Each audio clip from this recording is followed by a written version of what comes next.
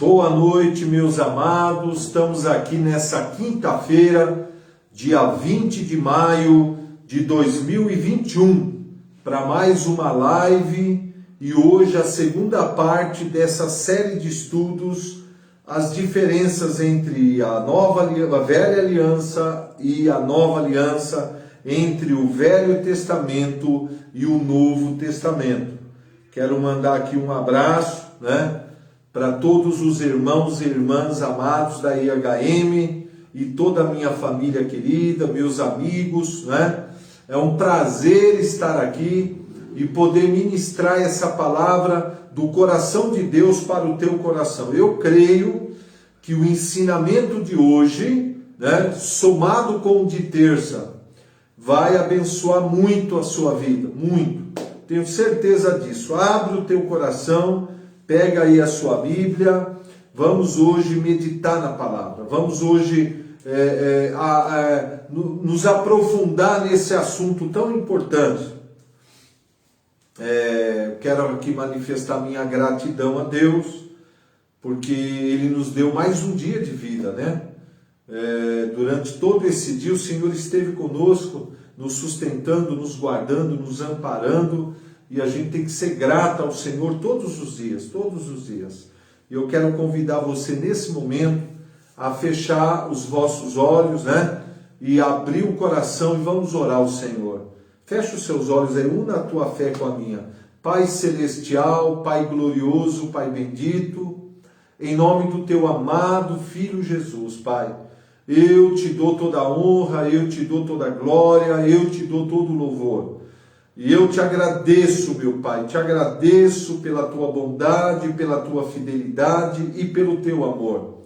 Te agradeço, ó Pai, por mais um dia que o Senhor nos concedeu. E eu peço ao Senhor, em nome de Jesus Cristo, que o Senhor abençoe essa live, que o Senhor abençoe esse momento que nós vamos passar juntos, Pai, meditando na tua palavra. Fala conosco, Espírito Santo. Nós abrimos o nosso coração para receber de ti e que a tua palavra não volte vazia, mas cumpra o seu propósito. Que o Senhor venha nos abençoar, nos fortalecer, nos edificar, nos encher da tua presença, Pai. Nós te agradecemos em nome de Jesus. Amém e amém. Glória a Deus, glórias ao Senhor.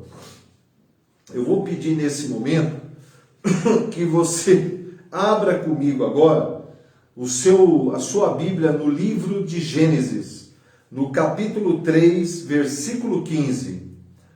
Capítulo 3, verso 15, que diz assim: Deus falando para a serpente, que representa Satanás, o diabo: porém inimizade entre ti e a mulher, entre a tua descendência e o seu descendente. Este te ferirá a cabeça, e tu lhe ferirás o calcanhar. Veja bem, nós falamos terça passada, e isso é importante você compreender, que Deus tinha um plano original para a humanidade, E ele estabelece esse plano original. Em Gênesis capítulo 1 e 2, está claro ali, depois que Deus criou o céu, criou a terra e tudo que nela há, por último, depois que tudo já havia sido criado, Deus cria a raça humana, Deus cria o ser humano, a sua imagem e semelhança. E Deus dá a ele o poder, a autoridade para governar a terra. Entendeu? E aí Deus faz uma aliança com o ser humano. E ali Deus prepara tudo para o ser humano. O amor, a paz, a comunhão, a prosperidade, a saúde, a vida eterna. Entretanto, Deus dá um mandamento, De toda árvore do jardim comerás livremente, mas da árvore do conhecimento do bem e do mal dela não comerás, porque no dia em que dela comer, certamente morrerás. Infelizmente, no capítulo 3 nós vemos a tentação.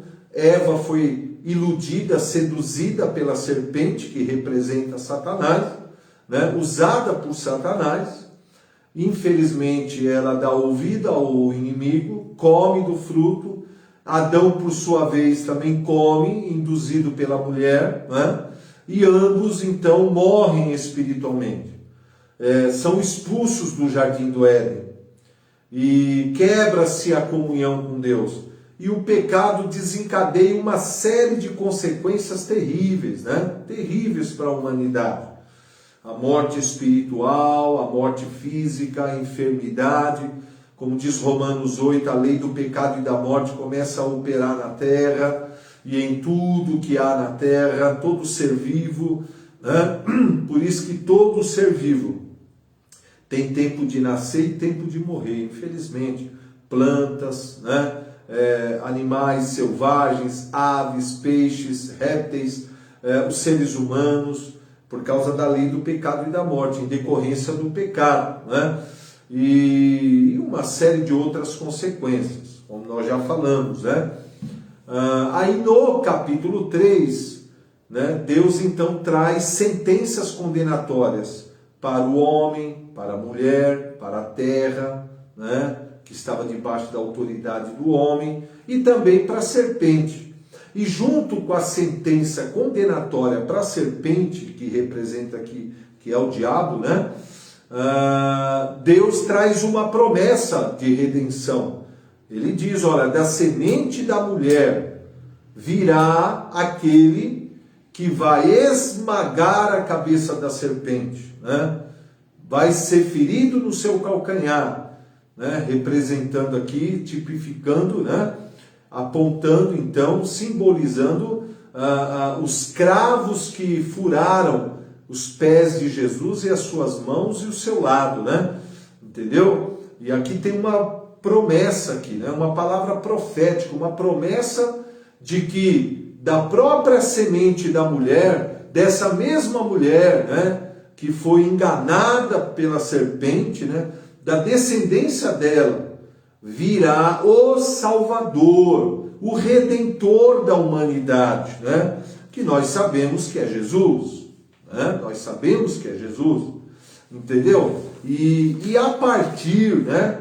A partir dessa promessa, a partir daí, né? Como nós falamos, Deus então, ele começa a desenvolver, a construir uma história, entendeu? Uma história para que no futuro, né, na verdade 4.000 anos depois dessa promessa, essa história, olha só, entre a promessa de Gênesis 3,15 e o seu cumprimento, lá em Mateus, Marcos, Lucas e João, que conta a história do nascimento de Jesus, né, da sua vida e da sua crucificação aos 33 anos, desse ponto de Gênesis 3,15, da promessa, até o nascimento e a morte de Jesus, se passaram 4.000 anos. Então, esses 4.000 anos, foi Deus que construiu a história. Está tudo no Velho Testamento. E é importante você entender tudo isso para entender o Velho Testamento. Porque o que Paulo diz? Que o Velho Testamento era uma sombra do Novo. Uma sombra, entendeu? Daquilo que Deus iria fazer no Novo Testamento, na Nova Aliança. Tudo que no Velho era apenas simbólico, no Novo se tornou real, né? Quem está no Velho está na sombra. Quem está no Novo está no Cristo ressurreto, Cristo vivo, Cristo real. Por isso que nós temos que viver na Nova Aliança, viver no Novo Testamento, entendeu? Então Deus constrói uma história, né? Para ele cumprir a promessa da redenção. E é isso que eu vou falar hoje, preparando tudo para domingo, no nosso culto de celebração, domingo agora próximo, dia 23, 6 da tarde, o novo horário, né? 6 da tarde, o link, né? Ele já era para estar liberado hoje, né?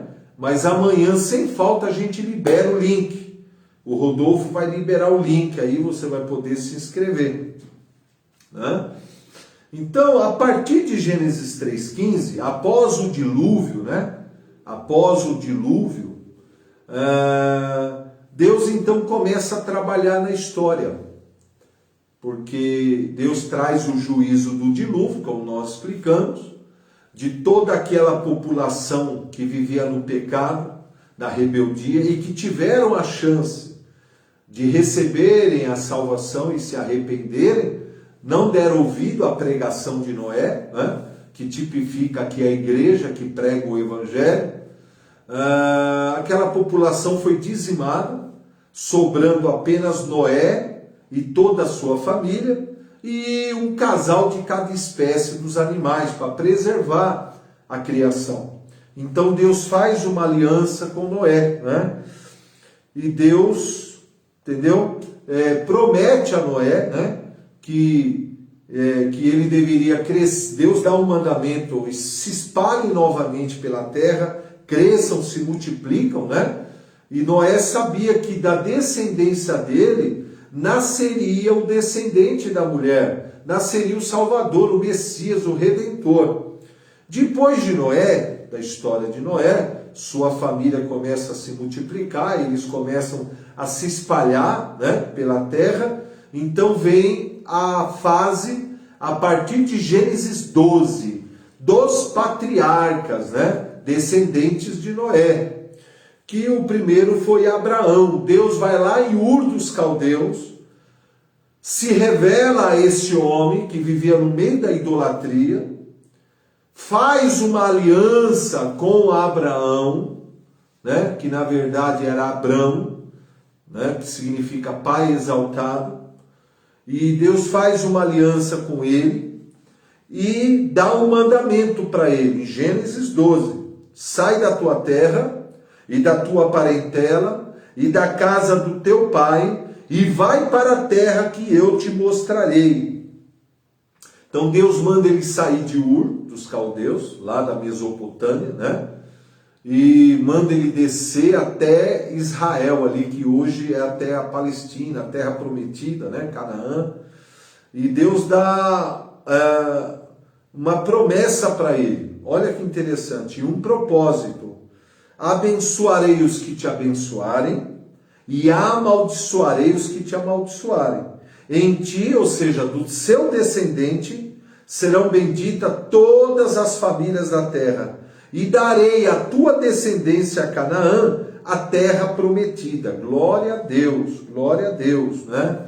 Então Deus deixa claro para Abraão que da descendência dele, né, nasceria o Salvador, nasceria o Redentor, né? O Messias, que iria redimir a humanidade, restaurando o plano original que foi comprometido pelo pecado de Adão e Eva, né? Glória a Deus, aleluia. Aí então Abraão obedece ao Senhor, sai da terra prometida, vai até lá, Canaã, né? Que hoje está lá Israel, a Palestina, entendeu? E Deus faz uma promessa para ele, que a sua mulher, embora já fosse de idade avançada e fosse uma mulher estéril, daria a luz ao filho da promessa, e que com 100 anos, e Sara com 90, Abraão com 100, Sara com 90, Deus cumpre a promessa e nasce o filho da promessa, tipificando Jesus, né? Isaac é uma tipificação de Cristo, de Jesus, né? O filho prometido, é o filho da promessa. Isaac significa riso, né? Alegria, riso. E de Isaac vem Jacó, né? E de Jacó, então Deus, né, faz uma aliança com Jacó na luta que ele teve com o anjo no vale de Jaboque, quando ele sai perseguido, né, sai fugido ali, porque ele enganou o seu irmão para usurpar a bênção da primogenitura do seu pai Isaac. E então ali ele luta com o anjo, né, pedindo a bênção de Deus, e o anjo até o fere na coxa, e pela sua persistência, pela sua garra, pelo seu espírito de luta, Deus então faz uma aliança com ele e muda o nome dele. Olha, você não vai chamar mais Jacó, que quer dizer enganador, usurpador, mas a partir de agora, como você teve uma aliança comigo, me conheceu, agora eu ponho o teu nome de Israel, que quer dizer príncipe com Deus, né?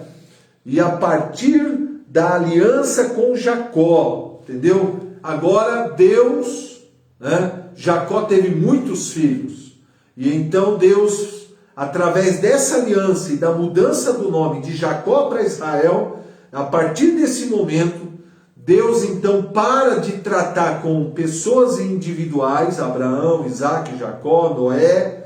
Deus agora começa a tratar com uma nação.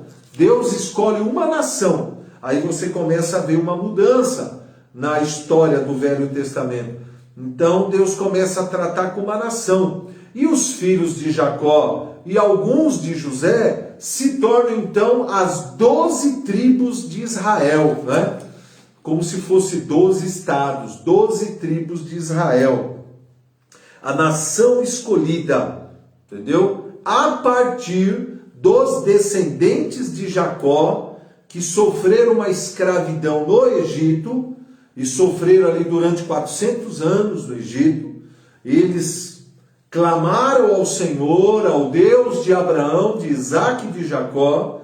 Deus se lembra da promessa e da aliança que ele fez com Abraão, envia Moisés, liberta o povo da escravidão do Egito, e então Moisés lidera agora, né? Veja bem, quando Jacó desceu para o Egito, para encontrar-se com o seu filho José, que havia sido vendido como escravo pelos seus irmãos por inveja, e depois se tornou governador do Egito, Jacó desce para o Egito, né, para encontrar-se com o seu filho, uma grande emoção. Ele vem então com 70 pessoas, 70, ao todo tinha 70 pessoas, né, a família.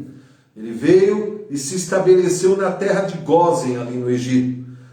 400 anos depois, eles já são agora mais de 3 milhões de israelitas, né?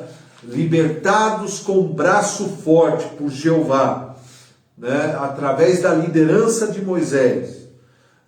Eles peregrinam no deserto durante 40 anos, por causa da rebeldia e dureza do coração, e Moisés ali é levado pelo Senhor. Quem assume é Josué, né? Quem assume então é Josué. Então, através da liderança do general Josué, toda essa multidão conquista a terra de Canaã, que havia sido prometido para Abraão, Isaac, Jacó e a sua descendência. Eles se estabelecem ali como nação, né? E a partir do estabelecimento dessa nação, né? Deus, ali no Monte Sinai, Deus entrega as leis para Moisés, né? Os 10 mandamentos e todo o restante da lei no Torá, né? Que eram leis que eles deveriam guardar, leis que eles deveriam obedecer como nação, no relacionamento com Deus, no relacionamento entre eles, como um Estado, como uma nação estabelecida em Canaã, entendeu? Glória a Deus por isso, né? Inicialmente ali estabelecidos na terra prometida, eles vivem como uma nação teocrática. O que quer dizer uma nação teocrática? Uma nação cujo Deus governava sobre eles, sob a liderança de juízes, né? Sansão, Baraque, e o último juiz e profeta foi Samuel. Quando Samuel já estava idoso, né? O povo pede um rei, como as outras nações. E Deus atende o pedido do povo, escolhe o rei Saul, né? O primeiro rei, no período do Reino Unido, onde as 12 tribos estavam juntos. Foram 3 reis no período do Reino Unido, né? Saul, depois 40 anos Saul, depois Davi 40 anos, depois Salomão. Depois o reino é dividido, né? As tribos do norte, que se tornou Israel, e as 2 tribos do sul, que era Judá, né? Aí você vai ver isso nos livros, né? de 1 Samuel, 2 Samuel, 1 Reis, 2 Reis, 1 Crônicas, 2 Crônicas, até o final do Velho Testamento, no livro de Malaquias, né? Veja bem, que interessante. Então aí o povo, a Israel se torna uma monarquia, e aí então eles são governados por reis, né? Reis estabelecidos. O primeiro foi Saul, entendeu? A partir desse momento, você vai ler no Velho Testamento, a nação começa a viver períodos de altos e baixos, né? Eles sofreram grandes derrotas pelas mãos de reis, né? Desobedientes, reis rebeldes que levavam o povo à idolatria e desobediência às leis. Deus permitiu então um castigo para discipliná-los, né? E eles viveram vários exílios. Eles foram exilados pelos babilônicos, sírios, assírios, né? Pelos medo-persas, pelos gregos e por último pelos romanos. Tudo isso um castigo pela rebeldia e desobediência. E tiveram grandes vitórias quando eles estavam sendo governados por reis tementes a Deus, reis que obedeciam o Senhor, como foi Ezequias, Josafá, Davi, né? Foi os períodos áureos da nação de Israel, entendeu? Agora, por que Deus escolhe Israel? Porque através da nação de Israel, Deus queria manifestar a sua glória às demais nações. Deus amava as nações. Embora as nações pagãs, né, provocava a ira de Deus em decorrência da idolatria, da feitiçaria, das mortes e sacrifícios de crianças, né? Isso era terrível, mas Deus queria alcançar as nações. Então Deus levanta Israel para ser luz do mundo, para ser um referencial, para manifestar a glória de Jeová às nações, para que todos pudessem conhecê-lo como o único Deus, Criador do céu e da terra. Se Israel obedecesse às leis entregues a Moisés lá no Sinai, Deus iria prosperar, abençoar e dar grandes vitórias à nação, entendeu? E abençoá-los em tudo, entendeu? Aí então começa o período da lei, né? Então eles começam a viver nesse período da lei, a partir do estabelecimento das leis que Deus deu para Moisés no Monte Sinai e o estabelecimento da nação, né? Através de Moisés, Deus entrega ao povo de Israel um conjunto de leis, leis morais, leis cerimoniais, leis civis como nação entre eles, né? Um conjunto de leis que eles chamam de Torá, que está no Pentateuco ali, né?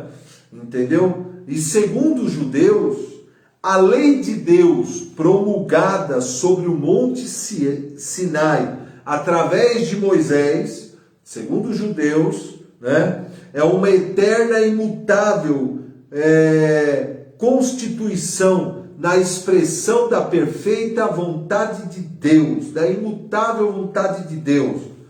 E os 10 mandamentos entregues em Êxodo 20 é uma síntese do que representava essa lei, né? Eu vou ler, eu peço a você que abra comigo, né? Em Gênesis capítulo 20, Êxodo capítulo 20, está aqui, ó, Moisés está lá no monte, né? E ali ele ficou durante 40 dias com o Senhor, e diz o texto aqui: então falou Deus todas essas palavras a Moisés: eu sou o Senhor teu Deus que te tirei da terra do Egito, da casa de servidão.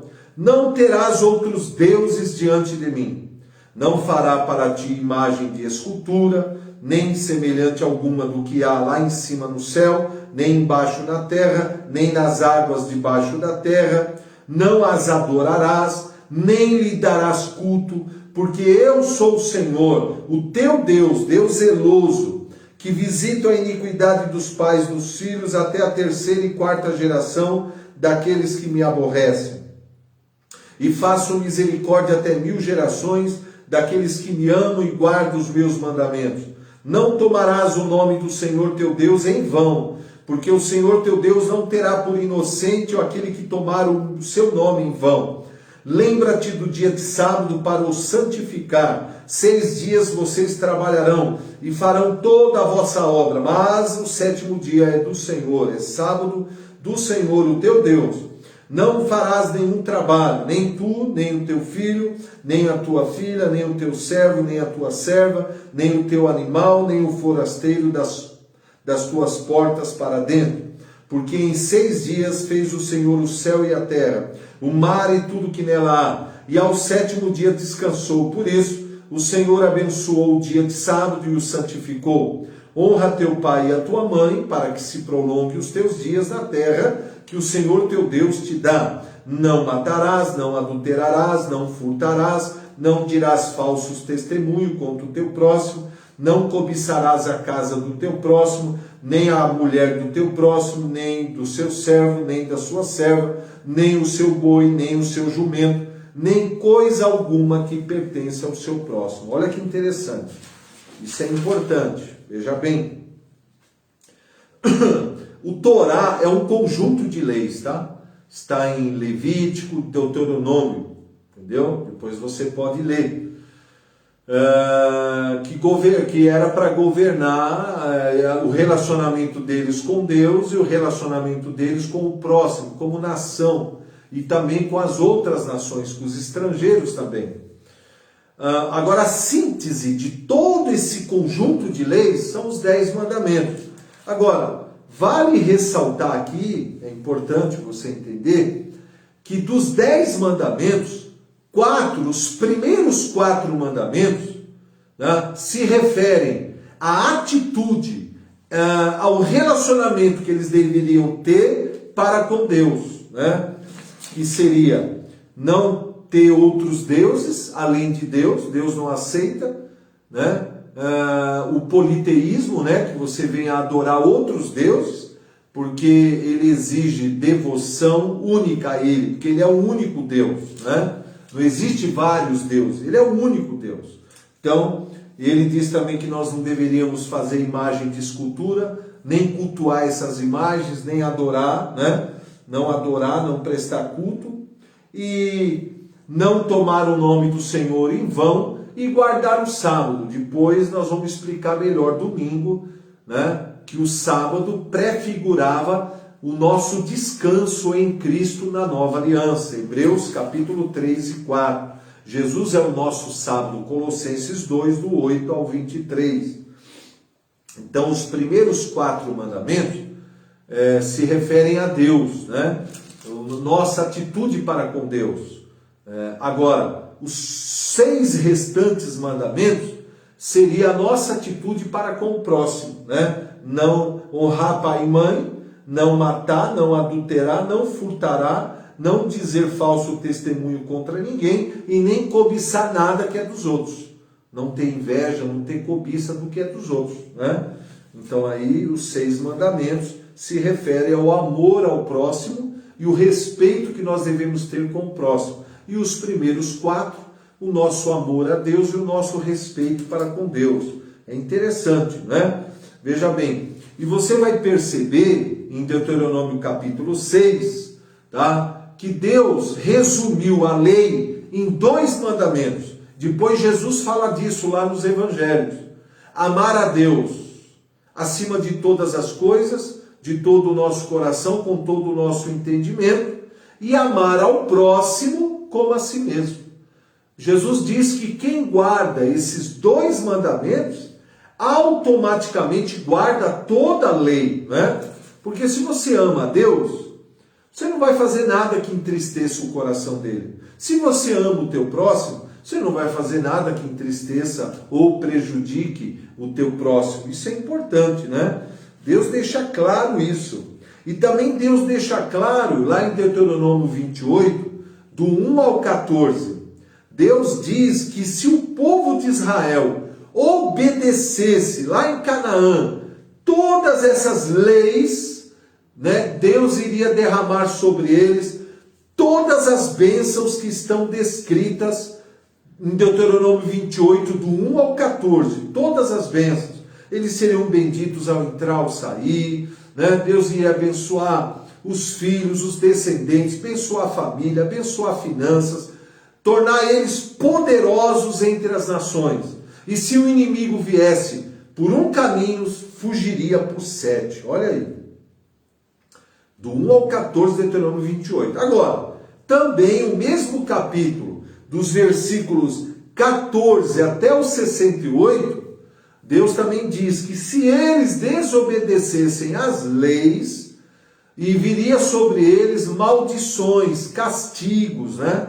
É extenso, são mais de 50 versículos, do castigo que eles sofreriam por desobedecerem às leis. Então, o que a gente aprende? Por causa, preste muita atenção, por causa da velha natureza que operava neles em razão de Cristo ainda não ter morrido por nós na cruz, infelizmente, se você ler toda a história no Velho Testamento de Israel vivendo como nação escolhida, né?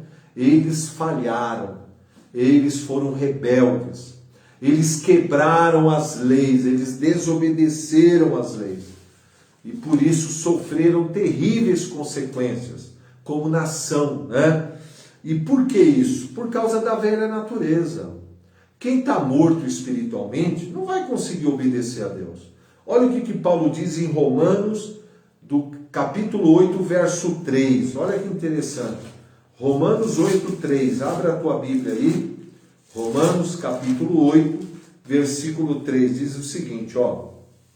Porquanto o que era impossível à lei, visto que estava enferma por causa da carne, ou pela velha natureza, o que Deus fez? Deus enviou o seu Filho, Jesus, em semelhança de carne, ou seja, como um ser humano, nascido da mulher, né? Pelo pecado que foi cometido contra ele, que foi a condenação injusta que ele sofreu, Deus condenou o pecado da humanidade, a culpa da humanidade, em Jesus, na carne. Aí ele diz, para quê? Para que o preceito da lei se cumprisse em nós, que agora não andamos mais segundo a carne, mas andamos segundo o Espírito. Olha que interessante, né? Então, o texto é claro, né? Os preceitos da lei, os mandamentos da lei, eram ineficazes para libertar o ser humano do pecado, da velha natureza. Não tinha o poder de nos libertar da escravidão do pecado, por causa da velha natureza que nós herdamos de Adão. Entendeu? Então, aí vem uma pergunta importante. Se Deus sabia que a lei, os mandamentos da lei, os preceitos da lei, os rituais da lei, os sacrifícios oferecidos sob o regime da lei não eram eficazes, não poderiam libertar o ser humano da escravidão do pecado, por que mesmo assim Deus entrega a lei a Moisés para ser transmitida à nação? Por quê? Eu vou responder isso para você. Romanos capítulo 7, do 7 ao 25. Vou ler uma parte, ele diz, que diremos, pois, o apóstolo Paulo dizendo, é a lei pecado? Ele diz, de modo nenhum, mas eu não conheceria o pecado, senão por intermédio da lei, porque eu não conheceria a concupiscência, se a lei não dissesse, não cobiçarás. Aí ele diz no final lá, porque sem a lei, o pecado está morto. Em outras palavras, o que ele quis dizer? Ele quis dizer que, embora a lei, ela fosse ineficaz no que diz respeito a libertar o ser humano do pecado, da velha natureza, ela foi importante para poder, né, revelar ao homem o pecado, a condição do pecado. Olha o que ele diz em Gálatas 3:24. De maneira que a lei a lei dada a Moisés, nos serviu de aio para nos conduzir a Cristo, para que por meio da fé em Cristo fôssemos justificados.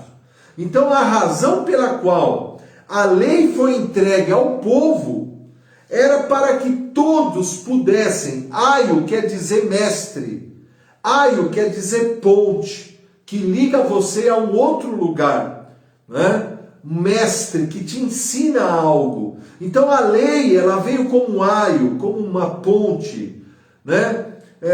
Para que todos que viviam sob o regime da lei pudessem tomar conhecimento, consciência acerca do seu real estado espiritual herdado por Adão.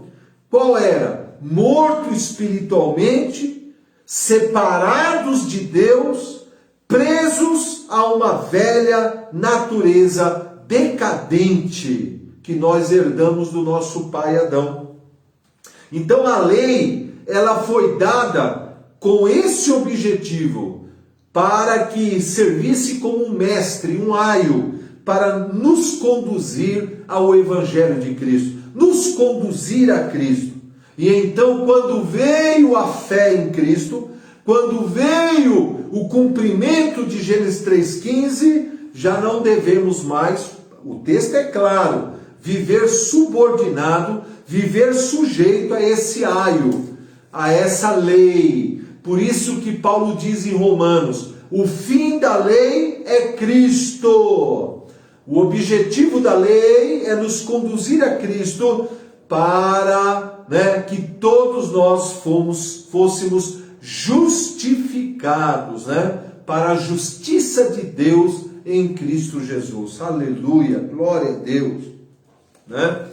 Por isso que no Velho Testamento, Deus usou profetas para falar a respeito do estabelecimento da nova aliança. Veja bem, esses profetas viviam sob o regime da lei, viviam na velha aliança, viviam no Velho Testamento. Porém, o Espírito Santo inspirou eles para falar de um tempo futuro, onde Deus enviaria Jesus, enviaria o descendente da mulher, nasceria o descendente da mulher, nasceria o Salvador, nasceria o Redentor, e ele, através do seu sacrifício na cruz, através do sangue derramado na cruz, estabeleceria a nova aliança, o Novo Testamento, não mais baseado em sacrifício de animais, mas baseado e estabelecido no sangue puro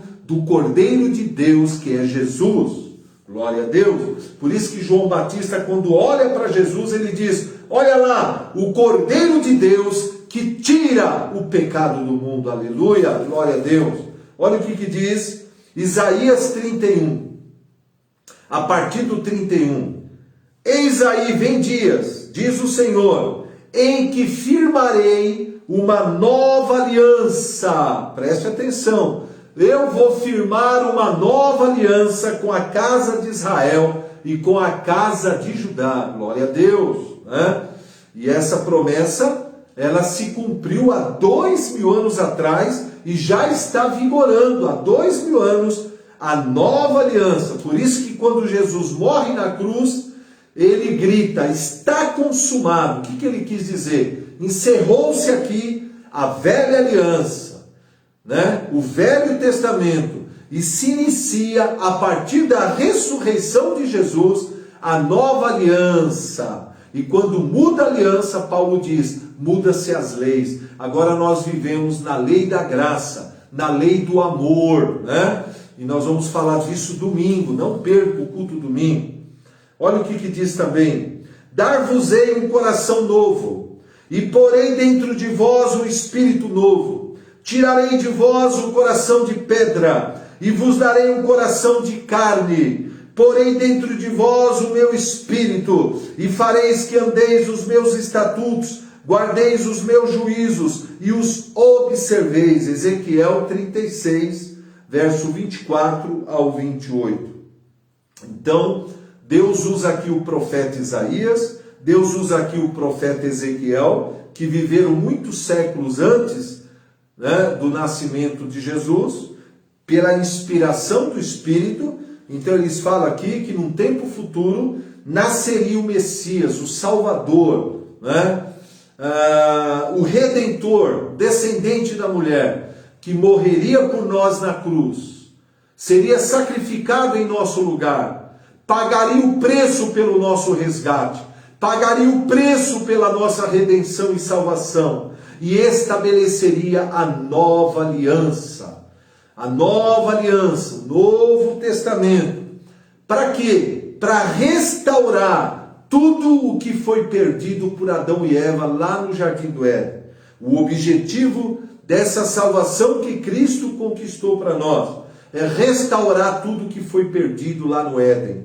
Nós vamos falar tudo isso no domingo, tá bom? Eu espero que essa palavra tenha abençoado você. Eu espero que essa palavra tenha te edificado, te ajudado, tá bom?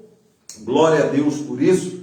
Eu quero orar pelos irmãos. Um grande abraço aqui aos meus irmãos, entendeu? Um abraço a todos aqui. A Isadora, viu? Filhinha do Edilson e da Silvana. E aos demais aí, a irmã Marta, tanta gente querida, né? Daqui a pouquinho nós vamos liberar o link da inscrição do culto. Até pedir para o André mandar uma mensagem para o Rodolfo liberar o link da inscrição do culto. Nós vamos estar passando para os grupos, né? Para que vocês possam se inscrever presencialmente para a gente estar junto domingo, né? Aqueles que não puderem, assistam, né, pelo Facebook, na página da IHM, ou no nosso canal no YouTube, 6 da tarde, mas aqueles que puderem se inscrever e estar aqui, venham para a gente poder estar junto, né? Louvando o Senhor junto e pregando e recebendo a palavra de Deus, tá bom? Um grande abraço aos irmãos, feche os seus olhos, eu quero orar por vocês, ó. E também contribua com o seu dízimo, com a sua oferta. Essa igreja, a nossa comunidade tem ajudado aí muitos missionários no Brasil e no mundo, muitas ONGs, né? Os alimentos, as doações, então as ofertas. Seja um fiel dizimista e ofertante dessa obra, tá bom? Isso aqui é uma terra fértil, que ama missões, ama a filantropia, ama a obra social e o Evangelho e a pregação do Evangelho.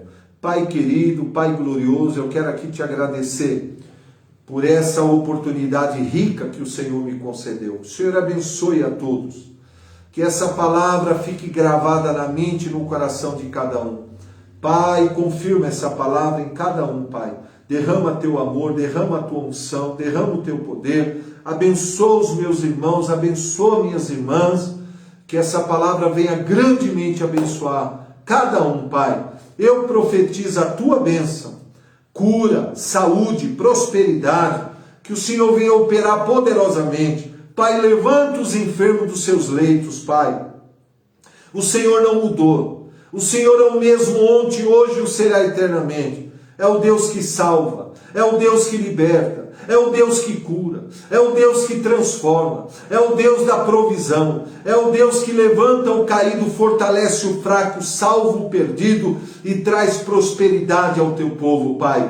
Confirma a tua palavra e as suas promessas. Eu profetizo a tua bênção sobre cada um, em nome de Jesus.